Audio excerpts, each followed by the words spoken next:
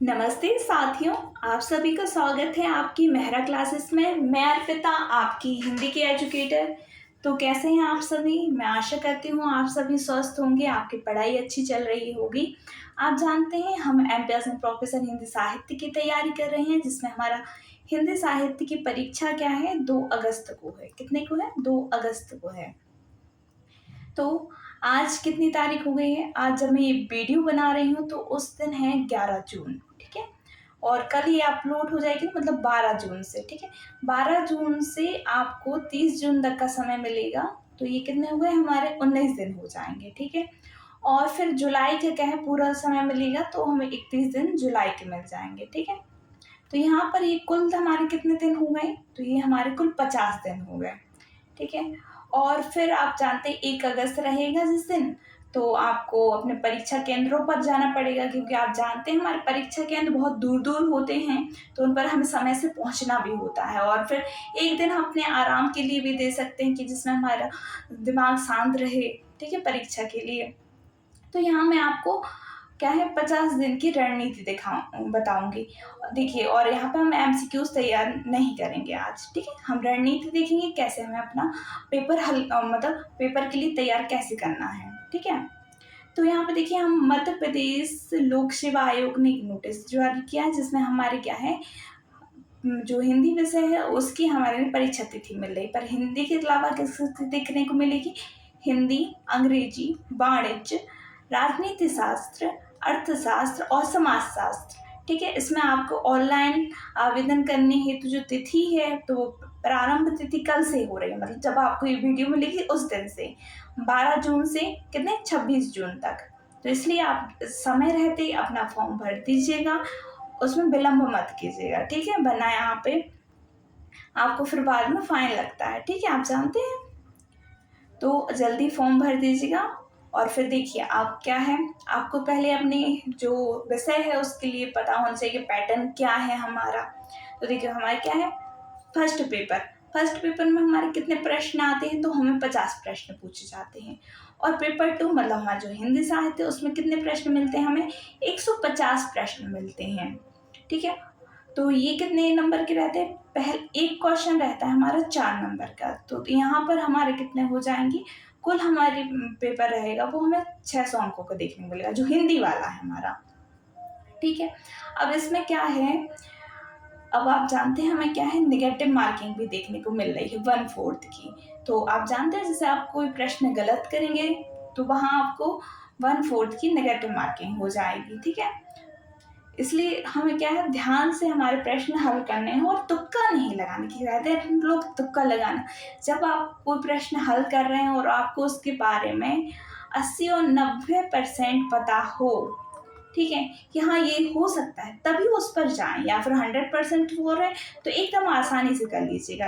पर जब आपको थोड़ा लगे कि ये सही है या गलत, तो थोड़ा हाँ अपने नॉलेज के अनुसार उस पर चलिए। पर ऐसा नहीं कि आपको आता भी नहीं है फिर भी आप कर दे रहे हैं, तो फिर वो आप ही के लिए वो रहेगा ना कि नुकसानदायक।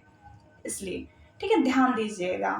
चलिए, तो फिर हम आप बात करते हैं 50 दिन हम अपनी कैसे तैयारी कर सकते हैं, ठीक है। तो देखिए, ये आपके लिए मैंने कुछ पॉइंट तैयार किए हैं, जिसके आधार पर आप अपनी तैयारी कर सकते हैं। तो देखिए, वैसे आपको पता होना चाहिए हमारी कितनी इकाइयां हैं। कुल है हमारे पास 10 इकाइयां, ठीक है। और अधिकतर क्या हमें देखने को मिलता है, एक यूनिट से, ठीक है, एक यूनिट है अगर, तो उससे हमें कितने प्रश्न देखने को मिलते हैं? 15 प्रश्न देखने को मिलते हैं, ठीक है। तो और वैसे भी अगर आप तैयारी करना चाहें अच्छे से, देखो 10 यूनिट हैं, और आप जानते हैं हमारे पास कितने, 50 दिन हैं, 50 दिन हैं। तो अगर आप क्या है, 5 दिन एक यूनिट को दें, तब भी आप क्या है अच्छे से एक अपनी तैयारी कर सकते हैं 50 दिनों में। तो देखिए, उसके लिए क्या है, आप पढ़ें। देखो, सबसे पहले एक तरीका मैं आपको बताऊं, आप पढ़ें रोज, और जो पढ़ रहे हैं एक टॉपिक उठा के, ठीक है, और उसके बाद में क्या है, एमसीक्यूज कर लीजिए, ठीक है। एमसीक्यूज कर लेंगे तो फिर आपको क्या है, एक लगेगा कि हाँ हमने जो पढ़ा है उसमें हमें क्या फ़ायदा हो रहा है, और कुछ गलतियां मिल रही हैं तो उसको नोट करते चले, ठीक है। एक तरीका आपके पास ये बहुत अच्छा है, ठीक है। अब हम दूसरे तरीके पे बात करते हैं, हमारा क्या है, अधिक अंक प्राप्त करने वाली इकाई पर ध्यान दें। देखो सारी इकाइयाँ आप जानते हो उतने सभी से प्रश्न नहीं बनते कि 15 के 15 ही आ रहे हैं, पर हमें जो कुछ इकाइयाँ देखने को मिलती हैं उससे ज़्यादा से ज़्यादा प्रश्न मिलते हैं और हमेशा बनते हैं। तो चलिए थोड़े हम अपने पाठ्यक्रम पर चलते हैं और फिर देखते हैं। देखिए ये हमारा पाठ्यक्रम है, आप जानते हैं 10 इकाइयाँ हैं, हमें कितनी 10 इकाई हैं। तो देखिए आपको इसमें क्या है, अधिक अंक वाले मतलब जहाँ से आपको क्या है अधिक प्रश्न बनेंगे, ठीक है, और क्या है जो अधिक पूछी जाएगी हम वो इकाई यहाँ पे देखेंगे, ठीक है। और अधिकतर इकाई में से मैंने देखा है जैसे तो 15 प्रश्न बन ही जाते हैं और किसी में कम बनते हैं, ठीक है। तो जिसमें आपको देखना है जो अधिक प्रश्न बन रहे हैं हमारे वो ध्यान देंगे, और जो हमारे लिए सरल है कि जो आप देखो अगर आप ये वीडियो देख रहे हैं तो मैं मानती हूँ कि आप नेट सेट क्वालिफाई होंगे और पीएचडी अगर कर रहे हैं वो तो बात अलग है, पर नेट सेट तो कर नहीं होंगे और ग्रेजुएशन करके आएंगे फिर पोस्ट ग्रेजुएशन करके आएंगे, तो ऐसा तो है नहीं कि पाठ्यक्रम में से आपने कुछ नहीं पढ़ा है, ठीक है, कि कोई एकदम आपको ये पाठ्यक्रम उठा रहे हैं और नया लग रहा है, ठीक है, ऐसा हो नहीं सकता है। तो आप जब परीक्षा दे के आए तो मैं मानती हूँ कि आपको जानकारी होगी, ठीक है। तो उस आधार पर हम चलते हैं। देखिए हमारी इकाई 1 देखेंगे, ठीक है, ये भी आपके लिए सबसे ज़्यादा महत्वपूर्ण है, ठीक है। मैं महत्वपूर्ण वाली जो आपको ज़्यादा अंक प्राप्त करा दे वो देखेंगे। तो देखिए इसमें से ज़्यादा प्रश्न बनते हैं आपको पता है, इसमें यह हिंदी भाषा नाम है हमारे इकाई 1 का, ठीक है। ये आपको जैसे नेट में इकाई 1 में देखने को मिलती है, एक ही में। इसका हिंदी भाषा का क्या देखेंगे हम, उद्भव विकास और स्वरूप देख के आए हैं, ठीक है। मैंने आपको अच्छे से तैयारी करवाई है, उसमें बहुत डीपली में भी हम अंदर गए हैं इसमें, ठीक है। तो इसको आप बहुत अच्छे से तैयार करेंगे क्योंकि आपने ये पहले भी पढ़ी है और छोटी यूनिट है, कुछ ज़्यादा बड़ी नहीं है। और देखिए इसमें 5 पॉइंट है, अगर आप करें तो इसमें क्या है एक दिन में आप एक दिन में क्या ये इकाई आप अपने 3 दिन में बहुत अच्छे से तैयार कर लेंगे, 5 दिन भी नहीं लगेंगे इसमें, ठीक है। तो इकाई 1 आपको हमेशा याद रखनी है, तो यहाँ पे मैं लिखती चल रही हूँ आपकी कौन कौन सी इकाई अधिक पढ़नी है, ठीक है, ध्यान से। तो इकाई 1 हो जाएगी हमारी जिसमें हम अपनी भाषा के बारे में पढ़ेंगे, उसके विकास के बारे में। फिर आ जाते हैं आगे, तो इसमें क्या है इकाई 2 देखेंगे। इकाई 2 भी हमारी छोटी है जिसका नाम क्या है, हिंदी भाषा के विविध रूप, ठीक है। तो इसमें क्या हमें देखने को मिलता है, हिंदी का जो मानकीकरण है वो देखने को मिलता है, राजभाषा, राष्ट्रभाषा, संवैधानिक स्थिति। इसमें देखो बस अगर आप पढ़ रहे हैं तो कुछ आपको नया होगा, तो वो ये होगा कंप्यूटर में हिंदी का अनुप्रयोग, ठीक है। तो ये थोड़ा आपको देखना पड़ेगा ज़्यादा ध्यान से, वरना ये यूनिट भी आपके बहुत सरल है, ठीक है। तो इसमें भी आपको 3 दिन के अंदर आप ये कर लेंगे, ठीक है। इस पर पहुँच गए। अब देखिए अब क्या हमारा इकाई 3 है। इकाई 3 भी छोटी है, मैं ये मानूंगी कि जैसे आप क्या आदिकाल से आधुनिक काल तक आते हैं, अगर कोई सबसे छोटा आपको काल मिलता है, ठीक है, तो जिसमें हमें कम पढ़ना पड़ता है पढ़ने के हिसाब से, अगर समय की दृष्टि से देखा जाए सबसे छोटा काल कौन है तो वो आधुनिक काल है, पर हमें क्या है पढ़ाई के हिसाब से देखना है, यहाँ पे हम पढ़ाई के हिसाब से देख रहे हैं। तो इसमें क्या है हमें तीसरी इकाई देखनी है जिसमें क्या है हमारे जिसका नाम क्या है, हिंदी साहित्य का इतिहास, ठीक है। तो इसमें हमें आदिकाल देखने को मिलेगा, उससे पहले क्या है हमें हिंदी लेखन की जो परंपरा रहती है, और आप जानते हैं यहाँ से प्रश्न बनते हैं हिंदी लेखन के परंपरा, काल विभाजन, नामकरण, और आदिकाल में भी रचनाएं पूछी ही जाती हैं जैन सिद्धनाथ से। तो ये भी इकाई आपको बहुत अच्छे से तैयारी करनी है। इसमें क्या आपको रचना वगैरह याद करनी पड़ेगी, तो हाँ, तो इसमें आपको समय लग जाएगा, और ये क्या है रिविजन से ही हो पाएगा हमारा संभव। चलिए फिर इसके बाद हम पढ़ते हैं आगे। देखो अभी हम 5वीं इकाई क्या है छोड़ते हैं क्योंकि हम महत्वपूर्ण इकाई देख रहे हैं, और ये जानते हैं 5वीं इकाई हमारी बड़ी है, इसमें से हम देखेंगे जो हमारे टॉपिक क्या है बाद में महत्वपूर्ण वो देखेंगे। अभी हम क्या है महत्वपूर्ण इकाई देख रहे हैं जो हमें नंबर ज़्यादा दिला सकती है, ठीक है। तो इसमें हम अभी आते हैं हमारे, देखो काव्य है, काव्य में से आप सारा नहीं पढ़ सकते हैं, ठीक है। तो हम चलते हैं 7वीं इकाई पर, ठीक है। तो यहाँ पर क्या है आपको पता है हमारी 7वीं इकाई है। 7वीं इकाई बहुत हमारी ऐसे सरल है, क्यों कठिन नहीं कहूँगी मैं, क्योंकि आपको क्या है यहाँ पर हिंदी उपन्यास देखने मिल रहे हैं, और ऐसे उपन्यास हैं जो आपने पहले पढ़े हैं। देखो, गोदान तो हर किसी ने पढ़ा होता है, ठीक है, ऐसा नहीं किसी ने पढ़ा ना हो। मानस का हंस भी आपके नेट के सिलेबस में था, बाणभट्ट के अगर कोई देखने को नया मिल रहा है तो वो आपको त्यागपत्र है चैनंद का। और वैसे सरल उपन्यास है, अगर आप ध्यान से पढ़ें तो। और नहीं पढ़ना चाहते तो हम इसकी मुख्य मुख्य जानकारी आपको होनी चाहिए, ठीक है। तो 7वीं इकाई भी आपको भी आप पर अपना पूरा जोर देना है। और इसमें उपन्यास देखने को मिलेंगी, निबंध, नाटक, कहानियाँ, तो इनको आप कर लीजिए। और आलोचना भी है, तो आलोचना में अभी हम देखेंगे।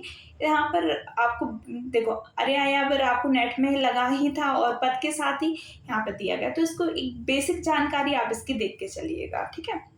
और काव्य शास्त्र भी हमारे प्रश्न बहुत अच्छे बनते हैं, तो इसको आप बहुत अच्छे तरीके से देख लीजिएगा। आप देखो, मैं मानती हूँ ग्रेजुएशन से ही हम काव्य शास्त्र पढ़ते आ रहे हैं, तो ऐसा कुछ इसमें नया हमें देखने को नहीं मिलेगा, ठीक है। और वैसे भी आप जब तैयारी कर रहे हैं तो एक एग्जाम से आपकी कई एग्जाम की तैयारी होती है, ये आपने दिमाग में रखिए। और कभी ये नहीं सोचिएगा एक एग्जाम की तैयारी कर रहे हैं तो दूसरे की नहीं हो पाई। आप पढ़ हिंदी साहित्य ही रहे हैं, वही भाषा रहेगी, वही रचनाकार रहेंगे, बस थोड़ी रचनाएं क्या है अलग अलग हो जाती हैं, ठीक। तो 8वीं इकाई आपको बहुत अच्छे से पढ़नी है, क्योंकि ये बहुत महत्वपूर्ण है और आपको नंबर दिला के जाती है। क्योंकि आप देखो, यहाँ पे काव्य हेतु काव्य प्रयोजन ये आपने पढ़े होंगे, रचनाएं देखी होंगी, ठीक है। और पाश्चात्य में भी ऐसे ही रहा गया होगा, ठीक है। आगे बढ़ते हैं।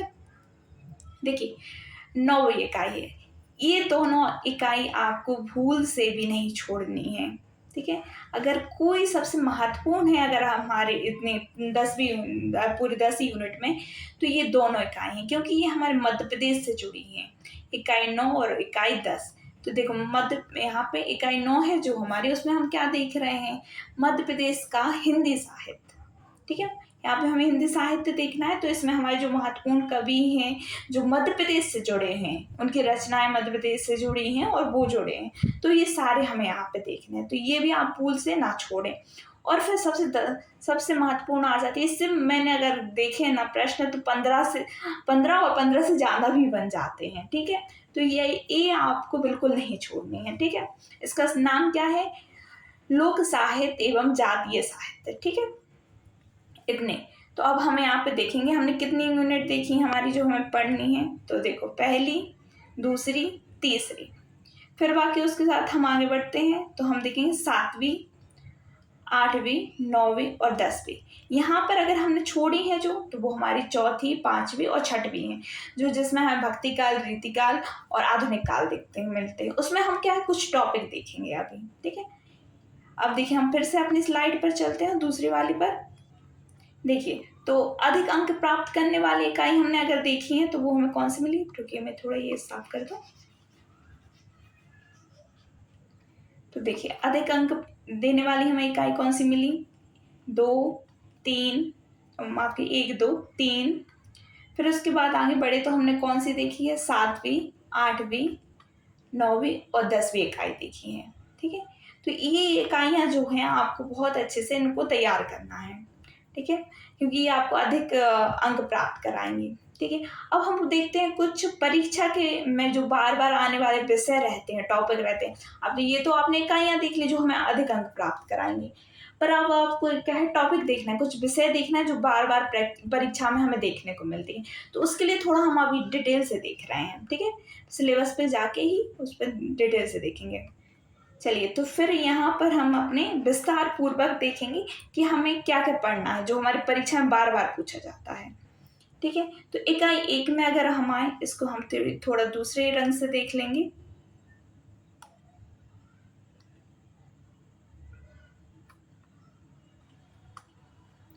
देखिए, यहाँ पर हम देखेंगे तो हमारे जो हमें महत्वपूर्ण विषय हैं हम वो देखेंगे जो परीक्षा में हमें बार बार पूछे जाते हैं।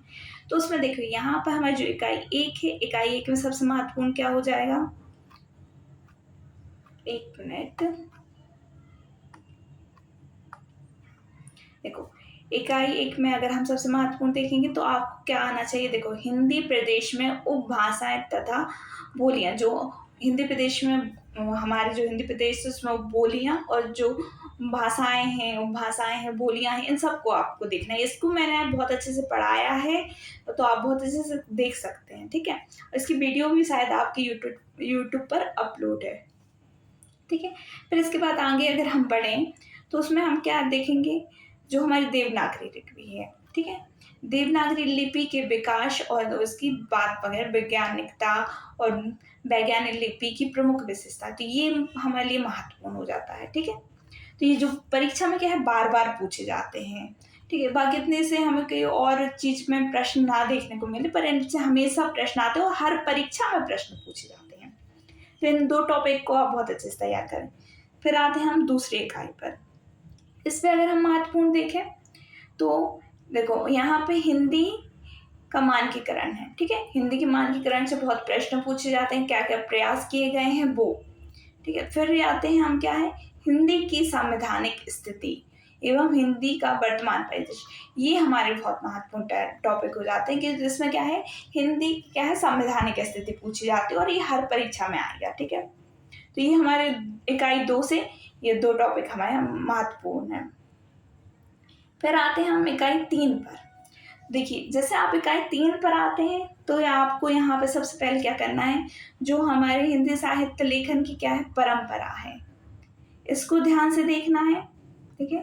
परंपरा को, फिर उसमें काल विभाजन और नामकरण, ठीक है?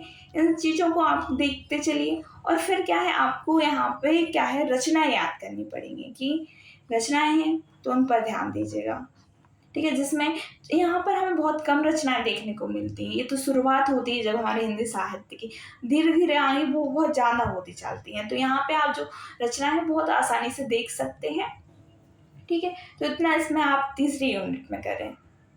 फिर आगे बढ़ते हैं हम, तो देखिए अब चौथी इकाई आ गई। हमने वहाँ पे बात नहीं की कि आप जानते हैं बहुत बड़ा है। इतने सारा हम नहीं कर सकते कि चौथी इकाई आप देखें तो इतनी सारी रचनाएँ लगी हुई हैं और थोड़ा आप जानते हैं जो हमारा भक्ति काल है वो बड़ा हो जाता है।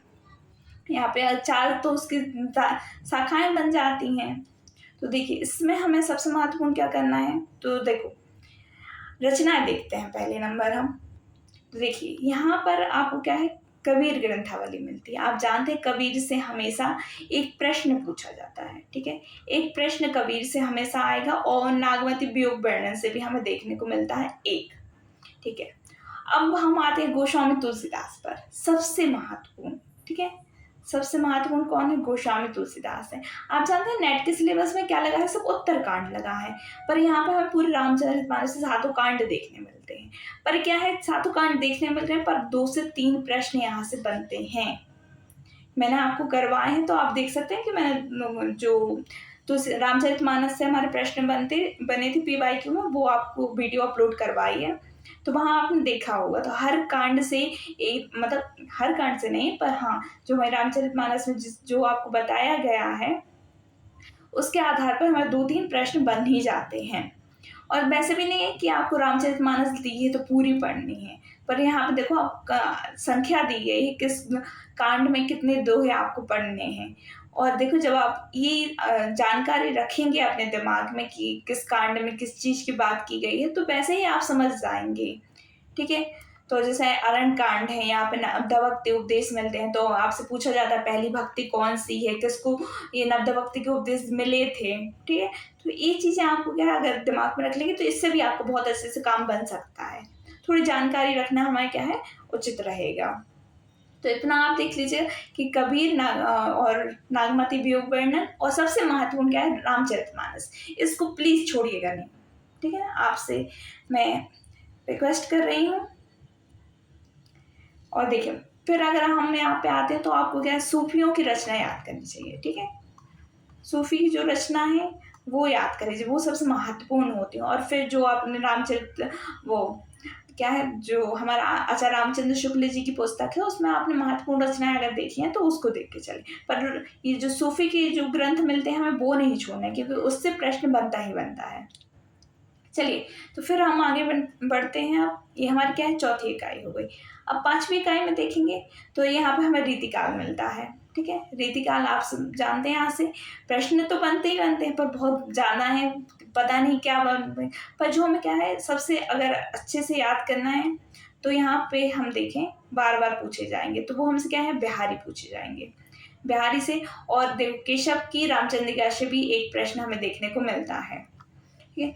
और बिहारी से तो कम से कम 2 मिल ही जाते हैं।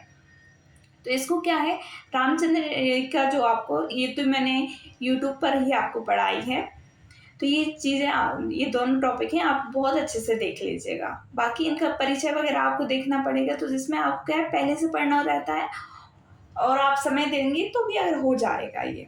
चलिए, तो फिर हम छठवीं इकाई देखेंगे।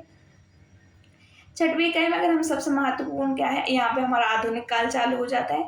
तो सबसे पहले हम भारतेंदु युग की रचनाकार याद करने हैं। क्या करना है, भारतेंदु युग के रचनाकार, वो सबसे हमें महत्वपूर्ण रचनाएं पूछी जाती हैं, मैंने आपको करवाया भी है, ठीक है। फिर उसके बाद अगर हम आगे बढ़ते हैं तो हमें यहाँ पे जयशंकर प्रसाद पर ध्यान देना है। किस पर, जयशंकर प्रसाद पर। और यहाँ पे जो देखो तार सप्तक है, तो तार सप्तक के जो प्रमुख कवि हैं ये सारे याद होने चाहिए, और जो मध्य प्रदेश से जुड़े हैं उनको तो बिल्कुल ही नहीं भूलना है, और जो हमारे पाठ्यक्रम में दिए गए हैं, इसलिए क्योंकि ये परीक्षा में पूछे जाते हैं, और पिछले साल हमें प्रश्न में पत्र में था भी, ठीक है। तो कामायनी भी आप जानते हैं जयशंकर प्रसाद की में बहुत महत्वपूर्ण है। फिर वहां पे आ जाते हैं राम की शक्ति पूजा, यहाँ से प्रश्न बनते हैं। और आगे आ जाएंगे तो आगे की क्या है, अषाढ़ वीणा से अधिक प्रश्न पूछते हैं। और एक और चीज यहाँ पे क्या है, जो कोई भी ये जो हमारी कविता है किसी संग्रह में संकलित है, ठीक, किसी संग्रह में संकलित है, तो उस संग्रह का नाम याद करना, उसमें कितनी कविताएं हैं, ठीक है, वो याद करना है। क्योंकि यहाँ पे परशुराम की प्रतीक्षा से भी आपसे पूछा गया था कि कौन सी कविता संकलित है, क्रम लगाइए, ठीक है। तो और नदी के द्वीप से भी पूछा गया था ऐसा प्रश्न, तो ये चीजें आप याद कर लीजिएगा, ठीक है। और जो हमारे लेखक हैं इनके जन्म वर्ष वगैरह भी देखना है आपको। और फिर देखो नागार्जुन है, नागार्जुन आपने पढ़े हैं, नागार्जुन आपने अपने नेट के सिलेबस में पढ़े हैं। और ये जो रचना लगी है कोई भी नहीं नहीं है यहाँ, ठीक है, सारी पुरानी है जो हमारे देख पढ़ के आए हैं, तो आपसे सारी बननी चाहिए। तो इतना आप देख लीजिएगा। इसमें इकाई छठवें में क्या, भारतेंदु युग, तार सप्तक, और जयशंकर प्रसाद की कामायनी, निराला की राम की शक्ति पूजा, और आगे क्या है अषाढ़ पीड़ा, और नागार्जुन की कविताएं, ठीक है, छोटी छोटी कविताएं नागार्जुन की। तो फिर चलते हैं हम 7वीं इकाई पर। 7वीं इकाई पे आपकी कहानियां हैं, ठीक है। पहले तो हम बात करेंगे गोदान। आपको क्या पढ़ना है, सबसे पहले तो गोदान पढ़ना है। गोदान से हमारे प्रश्न आप जानते हैं, कोई भी परीक्षा हो प्रश्न बनेगा गोदान से, ठीक है। और फिर अगर हम कहानी पर आते हैं तो उसने कहा था, आप जानते हैं शुक्ल जी इसकी कितनी तारीफ करते हैं, ठीक है। और नशा किसकी है, मुंशी प्रेमचंद की। इनसे प्रश्न बनते हैं। और ये तीसरी कसम, इनको आप बिल्कुल मत भूलिएगा। और एक हमारी हो जाएगी परिंदे। वैसे कहानी बहुत छोटी है, मैं आपसे बोलूंगी 10 कहानियां हैं, 10 कहानी पूरी पढ़िएगा अच्छे से, ठीक है। इतनी कहानियां आप कर लीजिए। और फिर निबंध पर आते हैं। निबंध में करुणा, सबसे पहले करुणा किसका है, हमारे आचार्य रामचंद्र शुक्ल का, ये मत भूलेगा।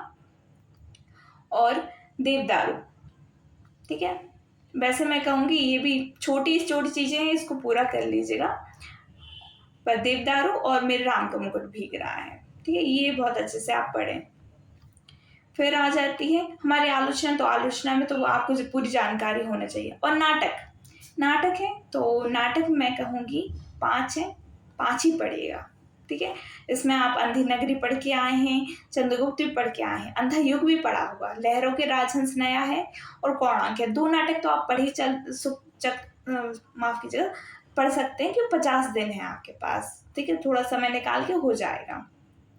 और फिर यहाँ पे अन्य गतिविधियां हैं, तो यहाँ पे आपको थोड़ी थोड़ी जानकारी देख लीजिए, इनका सन देख लीजिए। और जैसे पद के साथ ही में इन्होंने जो संस्मरण अपने लिखे हैं, तो उसमें कौन किस किस कवि के लिखे हैं वो देख लीजिएगा।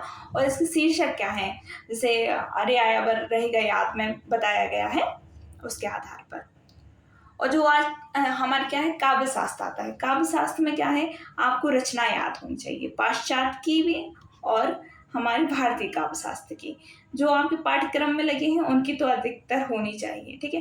भारतीय काव्य शास्त्र की आप जानते हैं बहुत कम है, पर पाश्चात्य में जो आपको दिए गए हैं जैसे प्लेटो, अरस्तु, लॉजाइनस, विलियम वर्ड्सवर्थ, टी.एस. इलियट, तो कॉलरिज, इनकी क्या है आपको याद होनी चाहिए रचनाएं सारी। और क्या है जन्मवर्ष, क्या है जन्मवर्ष, और क्या होना चाहिए इनका याद आपको, सिद्धांत, इन्होंने कौन से सिद्धांत दिए गए हैं, ठीक है, काव्य सिद्धांत के सारे वो हमें देखने हैं। इतना क्या है आपको हो जाएगा यहाँ पे काव्य शास्त्र। और काव्य शास्त्र में भारतीय में अगर हम देखें तो वो हमें क्या है, काव्य हेतु का प्रयोजन, ये देखो ये बहुत महत्वपूर्ण और साधारणीकरण, और थोड़ा हो जाएगा रीति सिद्धांत। यहाँ से बहुत प्रश्न पूछे जाते हैं, तो इतना आप देख लीजिएगा। फिर आगे बढ़ते हैं हम 9वीं इकाई में। इसमें तो सबसे पहले आप क्या करें, जन्मवर्ष याद करें, जन्मवर्ष और स्थान याद करें, ठीक है, क्योंकि ये आपकी परीक्षा में पूछा गया था कि इन्हीं में से जो ये रचनाकार हैं जो हिंदी के, ये किस किस जगह से आए हैं, ठीक है, क्या क्या इनका जन्म स्थान है। और फिर रचनाएं आप इनमें से देख लीजिएगा। जैसे पूछे तो देखो मध्य प्रदेश की तो बहुत महत्वपूर्ण है, पर जैसे कि माखनलाल चतुर्वेदी की कैरी और कोकिला, देखो छोटी छोटी है आपके पास, पुष्प की अभिलाषा, ठीक है, यहाँ पे हमारे झांसी की रानी हो गया, सबसे महत्वपूर्ण हमें देखने को मिलेगा, ठीक है। इनसे क्या है प्रश्न बनते हैं। और जैसे आपने भवन प्रसाद मिश्र का इनकी तो पढ़ी होगी, सतपुरा का घने जंगल और गीत फरोश। और देखो मुक्तिबोध है, तो मुक्तिबोध का आप सबसे जानते हैं ब्रह्म राक्षस, ठीक है। तो ये रचनाएं आपको छोड़नी नहीं है। और फिर आ जाते हैं हमारे 10वीं का। इसमें कुछ ऐसा है नहीं कि आप छोड़े ना, इसको तो आपको बहुत अच्छे से पढ़ना है, क्योंकि बहुत प्रश्न बनते हैं यहाँ से।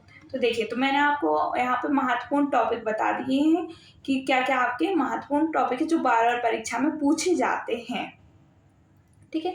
तो इन टॉपिकों को आप अच्छे से देख लेना, जिससे हमारे बहुत प्रश्न बनते हैं। चलिए, तो फिर हम आगे वाले वो पॉइंट पर चलते हैं। देखिए, अब तीसरा पॉइंट क्या है हमारे, शॉर्ट नोट्स। देखिए, जब आप परीक्षा की तैयारी कर रहे हैं, कि कोई भी क्लास लेते हैं, जैसे मेरी ले रहे हैं आप, तो मैंने भी आपको क्या है शॉर्ट नोट्स के तरीके बताती हूँ, ऐसे पढ़िए। आप देखो, प्रिंट आउट कराएंगे या पीडीएफ अपने पास रख लेंगे, मैं जानती हूँ कि आप नहीं पढ़ेंगे उनसे, पर जब आप शॉर्ट नोट निकालें, खुद के हाथ से लिखेंगे, तो आप बहुत अच्छे से तैयार कर सकते हैं। और जानते हैं आप, जब आपकी परीक्षा आपके नज़दीक पहुँचती जाएगी, आप वीडियो देखना नहीं पसंद करेंगे, वो नोट अपने खुद के लिखे नोट्स आप पढ़ेंगे, तो वो आप पढ़ें। और देखो, मैं यहाँ पे आपको बनवाऊंगी आपके साथ साथ चीज़ें, पर लिखें आप, ठीक है, जिससे आपके दिमाग में चीज़ें बैठेंगी, तो आप वो करें। फिर देखिए, हम क्या है पीवाईक्यू और एमसीक्यूज की तैयारी करें, क्योंकि ये हमारे पास कम समय रह जाता है, इससे हमें पता चलता है क्या हमें महत्वपूर्ण है क्या नहीं है। जैसे कि अभी मैं पढ़ा रही हूँ आपको, तो मैंने आपको एक एक टॉपिक उठा के पढ़ा गया है, क्या है एक एक टॉपिक उठाया है, फिर आपको पढ़ाया है। और फिर बाद में क्या है, जैसे एक यूनिट हमारी एक इकाई खत्म हो जा रही है, तो फिर मैंने वहाँ पे उसके क्या है 100 प्रश्न आपको हल करवाए हैं, जो महत्वपूर्ण है उनमें से, तो वो एक यूनिट का भी हो गया आपका। अब ये देखो हमारी क्या है, अभी हम 8वीं इकाई पर चल रहे हैं, तो हमारी समाप्ति की ओर है। फिर उसके बाद मैंने सोचा है आपको पीवाईक्यू करवाऊंगी, जिसमें हमारे क्या है, अभी जो यूपीजीडीसी का हुआ था, तो वैसे भी मैं जो एमसीक्यूज करवाती हूँ आपको, तो वो अलग अलग स्टेट के उसमें जो मुझे मिलते हैं वो प्रश्न मैं शामिल करती हूँ। तो यहाँ पे आपको पीवाईक्यू, जिसमें यूपीजीडीसी के हो जाएंगे, आपके हरियाणा के हो जाएंगे, हमारे मध्य प्रदेश के हो जाएंगे, जिसमें राजस्थान के भी हम देख लेंगे, ठीक है। तो ये सब क्या है आपको पीवाईक्यू की सुविधा मिल जाएगी। तो आपको हर जगह के में जितने भी हो पाएगा हमसे संभव, वो आपको पीवाईक्यू करवाएंगे। पर जी हमारी सारी 10वीं इकाइयाँ हो जाएंगी, उसके बाद हम पीवाईक्यू पर ही जाने वाले हैं। और फिर देखिए, और मैंने आपसे बोला कि जैसे आप पढ़ाई कर रहे हैं, तो देखो मैं आपको एमसीक्यूज की तैयारी करवा ही रही हूँ, तो जो आप पहले टॉपिक पढ़ रहे हैं, ठीक है, फिर उसके बाद तो पढ़ा आपने, अब आप कैसे पता चले आपको क्या क्या आया समझ में नहीं आया, तो फिर आप एमसीक्यूज लगाइए, फिर उससे आपको पता चल जाएगा कितना हमें आया नहीं आया। जो गलत हो रहा है तो उसको आप नोट्स करके चलिए अपने नोट पर, ठीक है। और फिर आ जाता है समय की बचत। अब देखिए, अब जब हमारे पास क्या है 50 दिन बचते हैं, क्या है 50 दिन बचते हैं, समय कम है, तो आपके लिए क्या सबसे उचित है देखिए, समय की बर्बादी मत कीजिए। कहीं आपको जाना हो रहा है तो थोड़ा रुक जाइए कि अभी नहीं जाते, परीक्षा दे लेते फिर जाते हैं। अगर महत्वपूर्ण है, बहुत ज़्यादा ज़रूरी हो रहा है तो जाइए, वरना मत जाइए, ठीक है? और फिर क्या है, अपने थोड़ा फ़ोन है, फ़ोन से अपनी दूरी बना के चलिए। जब आपको क्लास ही लेनी है तभी फ़ोन का यूज़ करें अधिकतर। ऐसा नहीं कि बैठे हैं और रीलें खिसकाते ही जा रहे हैं, उससे हमारा समय खराब होता है, ठीक है? और आप जानते हैं इस समय में पढ़ना बहुत महत्वपूर्ण है कि देखो ये जो आपके सपने हैं ना आसन प्रोफ़ेसर बनने के, ये आपके सपने नहीं होते, आप जानते हैं। क्योंकि ये जो हमारे आस-पास का वातावरण, हमारी परिस्थितियाँ हैं, वो हमें ये सपने दिलाते हैं। ठीक है?